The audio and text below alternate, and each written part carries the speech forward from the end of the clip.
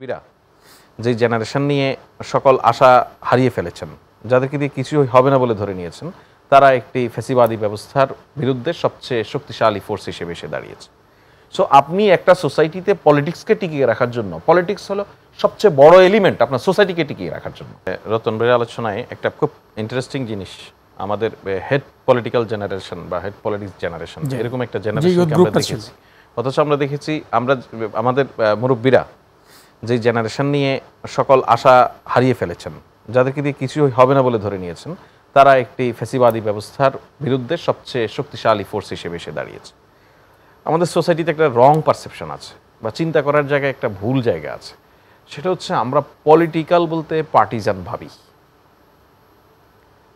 কোনো ইন্ডিভিজুয়াল কোনো পলিটিক্যাল পার্টির সমর্থক না হয়েও হাইলি পলিটিক্যাল হতে পারেন, এই কনসেপ্টটা আমাদের মাথায় কাজ করে না।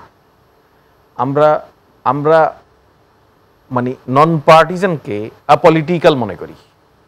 আমি কোনো রাজনৈতিক দলের সমর্থক নই মানে হচ্ছে আমি রাজনীতি বুঝি না, এই ধরনের একটা কনসেপ্ট আছে। আই বিলিভ যে আমাদের ইয়ুথস, আমাদের জেনারেশনগুলি এরা হাইলি পলিটিক্যাল, এরা পলিটিক্স বোঝে। এরা পলিটিক্স যদি না বুঝতো তাহলে এরা দেয়ালে লিখে দিত না এখানে রাজনৈতিক আলাপ, আগে যে নিষেধ ছিল নিষেধ কেটে দিয়ে লিখে দিত না জরুরি। সত্যিকার অর্থে রাজনৈতিক আলাপ জরুরি। সুতরাং আমাদের এই জেনারেশনের, এটা কিন্তু পৃথিবীর অন্য কোনো দেশে এভাবে নেই আসলে। আমাদের এখানে মানুষ পলিটিক্স খুব লাভ করে, আসলে খুব লাভ করে। আমাদের এভরি হোয়ার পলিটিক্যাল ডিসকাশন হয়, এভরি হোয়ার, সব জায়গায়। এটা দুনিয়াতে হয়তো রেয়ার। সো আমাদের এই যে জেনারেশনটা ভোট দিবে তাদেরকে বিশেষ প্রায়োরিটি দিয়ে, আপনি দেখুন মাননীয় প্রধান উপদেষ্টা বলেছেন যদি সম্ভব হয় প্রথমবার যারা ভোট দিবেন তাদের জন্য আলাদা বুথ করা। যেমন আমরা নারী ভোট আলাদা, পুরুষ ভোট আলাদা। নারী ভোটের সঙ্গে নারীদের মধ্যে যারা প্রথমবার ভোট দিবেন তাদের জন্য, ফার্স্ট টাইম ভোটারের জন্য একটি বিষয় আছে মনে হয় যে মানে 18 থেকে 33 বছর যাদের বয়স, এদের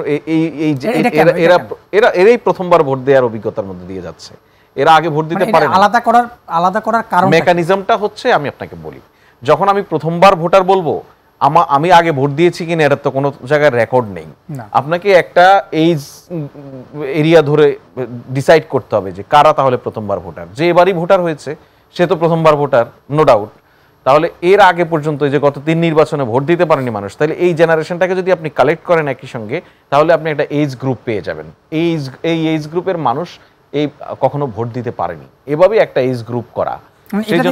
কি বের করার চেষ্টা করা হচ্ছে, এটাকে তাদেরকে প্রায়োরিটি দেওয়ার চেষ্টা করা হচ্ছে, তাদেরকে গুরুত্ব দেওয়ার চেষ্টা করা হচ্ছে, তাদেরকে পলিটিক্যালি আরো যেন শার্পনেস তৈরি হয় তাদের মধ্যে, তারা যেন বাংলাদেশের নেতৃত্বে গুরুত্ব না দিয়ে তাদেরকে গুরুত্ব দেওয়ার। দেখুন, বয়স্কদের গুরুত্ব না দেওয়ার বিষয় না। ধরুন রতন ভাই, উনার সারা জীবন ধরে পলিটিক্স করছেন এবং সারা জীবন পলিটিক্সে উনি তার পরের জেনারেশন তৈরি করার চেষ্টা করছেন। দ্যাট মিনস লিডারশিপ তৈরি করার চেষ্টা করছেন। That is the politics. Politics মানে উনি তো এই পলিটিক্স করছেন না যে আমি নেতা, আমার মৃত্যুর মধ্য দিয়ে আমার রাজনৈতিক মতাদর্শ শেষ, আমার রাজনৈতিক দল শেষ, তা তো না। সো আপনি একটা সোসাইটিতে পলিটিক্সকে টিকিয়ে রাখার জন্য, পলিটিক্স হলো সবচেয়ে বড় এলিমেন্ট আপনার সোসাইটিকে টিকিয়ে রাখার জন্য, সেখানে পলিটিক্সকে টিকিয়ে রাখার জন্য তো এই সোসাইটির, এই রাষ্ট্রের অথরিটিগুলির নানান ধরনের উদ্যোগ নিতে হবে। আমি তরুণ ভোটারদেরকে আলাদা করে ফোকাস করে বোঝানো হচ্ছে তরুণদেরকে ভোটাধিকারের সঙ্গে, ভোটের সঙ্গে একটি সম্পর্ক, এটা গুরুত্বটা বিবেচনা করার জন্য একটা উপলক্ষ তৈরি করবেন কিনা। এখানে যারা বয়স্ক ভোটার, জি নিশ্চয়ই, যেহেতু আপনি তরুণ, they are always under the existing rules, they are always getting privilege. বয়স্ক ভোটারদেরকে আলাদা করে সামনে এগিয়ে দেওয়া, তাদেরকে আগে দিয়ে দেওয়া, এটা আমাদের একটা কালচারাল প্র্যাকটিসের মধ্যে আছে। সিনিয়র সিটিজেনের যে সম্মান পাওয়া, আমরা জাতিগতভাবে হয় না, সিনিয়র সিটিজেনও অনেক জায়গায় অপমানিত হয়, আমরা দেখেছি তো। কিন্তু আমাদের জাতিগতভাবে যদি আমরা বলি আমরা সিনিয়র সিটিজেনদেরকে সম্মান করতে অভ্যস্ত, এটা আমরা ভালোবাসি। সুতরাং ওটা নিয়ে আলাদা করে বিবেচনা করার কিছু নেই, এটা আমাদের এক্সিস্টিং প্র্যাকটিসের মধ্যেই আছে। আমরা নতুন যেটা করার চেষ্টা করা, কতটা সহজ হবে জানি না, চেষ্টা করা যে এই এজ গ্রুপ ধরে যারা প্রথমবার ভোটার তাদেরকে একটু প্রায়োরিটি দেয়া, তারা ভোট যে তাদের জন্য খুব গুরুত্বপূর্ণ, এই জিনিসটাকে সামনে নিয়ে আসা। আর আপনি যে কথাটি বলছিলেন, লুক, প্রথম কথা হচ্ছে আপনার মব শব্দের সঙ্গে আমি সরাসরি কোনো দ্বিমত পোষণ করছি না, বাট এটা এক্সাজারেটেড ওয়ার্ড। কেন হচ্ছে দেখুন, আমরা ধরুন 28শে আগস্ট যে লগি বৈঠা ঘোষণা দিয়ে সেই হামলাকে কি আমরা তখন মব বলে, আমি শেষ করি, 28শে অক্টোবর সেই হামলাকে কি আমরা মব বলে আখ্যায়িত করেছি? ধরুন জাফরুল্লাহ চৌধুরীর মতো একজন বয়স্ক প্রবীণ মানুষ, তিনি শহীদ মিনারে আওয়ামী লীগের সমর্থকদের দ্বারা নিগৃহীত হয়েছেন, আমরা সেটিকে মব বলিনি। ধরুন আবরার ফাহাদ, ছাত্রলীগের কর্মীরা তাকে ডেকে নিয়ে রাতভর নির্যাতন করে মেরে ফেলেছে, আমরা সেটিকেও মব বলিনি। ধরুন বিশ্বজিৎ, তাকে কুপিয়ে হত্যা করা হয়েছে, আমরা সেটিকে মব বলিনি। এরকম অসংখ্য ঘটনা আছে। তাহলে কি হয়, আপনি সোসাইটিতে যখন সবকিছু সাপ্রেস করে রাখবেন, অল অফ এ সাডেন যখন 5 আগস্টের পর এই পুরো ঝাঁপিটা ওপেন হয়ে গেল, তখন মানুষের মধ্যে নানান ধরনের ক্রিয়া প্রতিক্রিয়া হয়। এই ক্রিয়া প্রতিক্রিয়া দেখানোর এক ধরনের প্রবণতা মানুষের মধ্যে থাকে, যে কোনো অভ্যুত্থান পরবর্তীতে এটাও একটা নর্মালাইজ অবস্থা। কিন্তু আমরা তো এই অবস্থার মধ্যে দীর্ঘদিন থাকতে পারি না। এখানে আমরা তো আপনি একমত হবেন যে আবরার ফাহাদের যে ইস্যুটা সারা দেশের মানুষকে কিন্তু নাড়িয়ে তুলেছিল আসলে। এই প্রত্যেকটা ঘটনাই কোনোটা সারা দেশকে, কোনোটা মুষ্টিমেয় মানুষকে, কোনোটা কোনো একটা কনসার্ন গ্রুপকে আহত করেছে, এতে কোনো ডাউট নেই।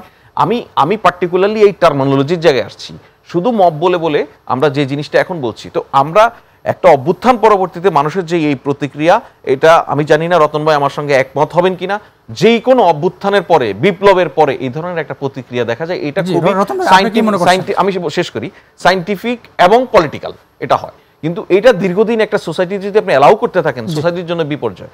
তো সেই জায়গায় আমরা যখন, আমাদের বক্তব্য হচ্ছে এই জায়গাগুলি যখন প্রতিনিয়ত নিয়ন্ত্রণে আনার চেষ্টা হচ্ছে, এই জায়গাগুলিতে যখনই ঘটনা ঘটছে তখনই এখন ব্যবস্থা নেওয়া হচ্ছে, মামলা হচ্ছে, অ্যারেস্ট করা হচ্ছে, তদন্ত হচ্ছে, সেই সময় আমাদের এই সচেতনতার দুর্বলতা থেকে, আমি বলবো সচেতনতার দুর্বলতা থেকে কেউ কেউ ক্যাশ করছে, ক্যাশ করে পুরো জাতিকে মব এবং অ্যান্টি মব এরকম একটা জায়গায় দাঁড় করানো।